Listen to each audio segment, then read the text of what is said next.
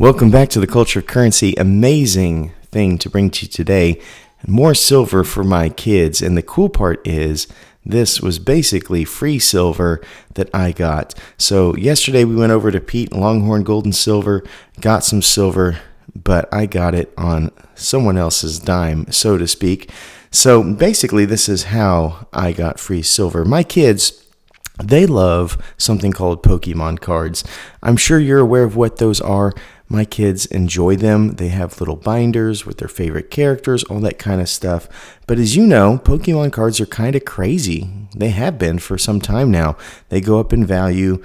In fact, Wall Street is actively collecting. There's a big article about how Pokemon cards are being traded as basically like shares on a Wall Street level, that it is an investable thing. Not something that I thought would ever come about, but you know, that is what it is. So when my kids earn awesome things, so let's say they do great at school or whatever, every now and again, we'll give them a pack of Pokemon cards. And they just enjoy ripping them open, seeing what they get. And then occasionally they'll find really cool ones that they like. They'll put in their binder, so on and so forth. But on occasion, I will send them out to be graded. So this is kind of some of their pulls recently that I'm going to send out to be graded. And the cool part is they are fairly valuable. And so when I go off and send them to be graded, what I then do is they come back looking something like this. This is what they call a Gem Mint 10, which means it's the highest score you can get. It's basically a museum quality piece. This being a variation, it has a Pokeball here, increases the value. In this one particular, there's only a handful of the Gem Mint 10s in existence. I think it's under 100, which means that it's a much more desirable card from collectability, kind of like when we have, a low mintage silver coin.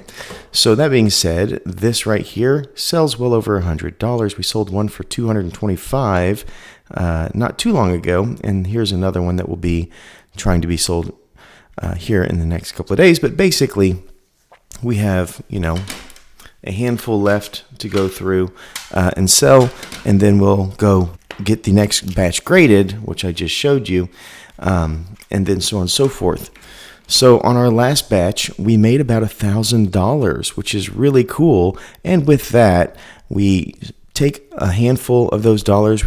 We had roughly 2 ounces for each child in silver, and the rest is going into their ETF, which is or their 529. So we have the ETF, which is a education account, which grows tax-free, and we have an UTMA, which is the Universal Transfer to Minors Act, where basically that grows as well, and then upon reaching the age of 21, they control possession of it. So whatever it grows to, that'll be theirs at age 21, which is just fantastic. So we'll have silver, college, and we'll have a giant, basically savings account for them, which has grown substantially because it's invested in things like mutual funds. So yesterday we went to Pete, as I told you, at Longhorn Gold and Silver, treated us amazingly, and we got a handful of ounces, 2 for each child. That being said, my little girl, she saw these and loved them. These are Britannias. I got these for $75. Spot was $75. So I got these at Spot, which is fantastic. And I will tell you, she picked these, though I was trying to get her to pick. They had there for the exact same price, $75 an ounce, a 2-ounce coin many of you are familiar with. It's a Queen's Beast Lion.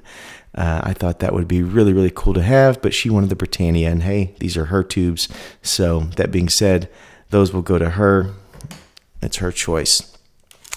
My son picked out something completely different. They had a striped bass coin there that I thought he would get, but he wanted something a little bit more chunky. So he went with this 2-ounce piece, which is, as you can see, the Winged Liberty. Most of you know it is the Mercury Dime. That's the one he wanted. He thought it was really shiny, which it is, but that's what he went with. So that being said, I turned not cash, but a different type of paper into silver for my children to help them basically grow their wealth when they're going to need it most, when they're out fending for themselves in the world one day. So that being said, I hope you enjoyed this video. It's a interesting one to make and one that, I did not think about years ago. But now that I see the value in some of these collector items that my kids like, it's just a fun way to reward them and also to invest in their future at the same time. And I got a feeling when they look back at their investments at 20 years old, they're going to be thankful that we took these steps for them. That being said, hope you enjoyed this video, and I hope until next time you remember to stay classy and current with the culture of currency.